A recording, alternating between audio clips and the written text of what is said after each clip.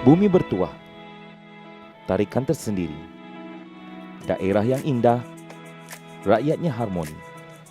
Kuala Langat adalah salah satu dari 9 daerah di Selangor yang bersempadan dengan daerah Kelang dan Sepang, serta sebahagian daerah Kuala Langat terletak di persisiran Selat Melaka. Menurut sejarah, Kuala Langat pernah menjadi pusat pentadbiran Kesultanan Selangor pada zaman pemerintahan Sultan Abdul Samad dan Sultan Alauddin Sulaiman Shah. Baginda telah menjadikan bandar dan Jugra sebagai pusat pentadbirannya.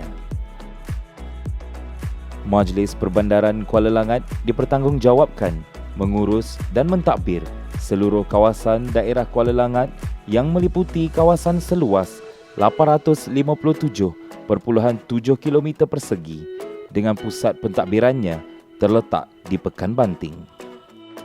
Kepadatan penduduk yang melebihi 300,000 orang membuktikan ia sebuah daerah yang makmur dengan menjanjikan peluang pekerjaan dan ekonomi yang mantap kepada penduduknya yang berbilang bangsa, budaya dan agama. Lokasi yang strategik serta inisiatif yang diberikan oleh pihak MPKL bersama kerajaan negeri telah menjadikan Kuala Langat tumpuan para pelabur dari dalam dan luar negara. Pada masa ini, terdapat sebuah kawasan perindustrian bertaraf zon perdagangan bebas di Teluk Panglima Garang yang menempatkan kilang elektronik dan alat ganti kenderaan. Selain itu, Mahkota Industrial Park juga dapat mencetuskan perkembangan ekonomi yang lebih pesat pada masa kini dan pada masa akan datang. Kewujudan pelbagai industri kecil dan sederhana dalam sektor makanan dan pembuatan juga telah merancakkan ekonomi serta memberi peluang pekerjaan kepada penduduknya.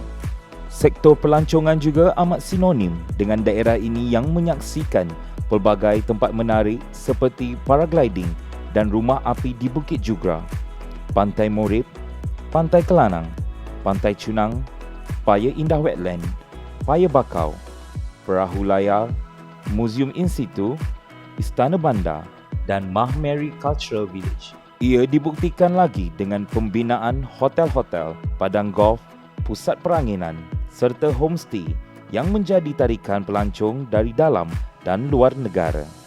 Kemakmuran ekonomi juga membuka peluang para pelabur untuk membangunkan projek-projek perumahan yang tersusun dan pintar tanpa mengabaikan alam sekitar. Pembangunan bandar baru seperti Bandar Rimbayu, Tropicana Aman, Eco World, Bandar Sarjana Putra dan Gamuda Curve menjadi contoh projek pembangunan bersepadu, pintar, terancang dan lengkap dengan kemudahan akses terbaik serta mesra hijau. Bumi yang subur juga telah menjadikan sektor pertanian sebagai salah satu tunjang utama ekonomi di daerah ini.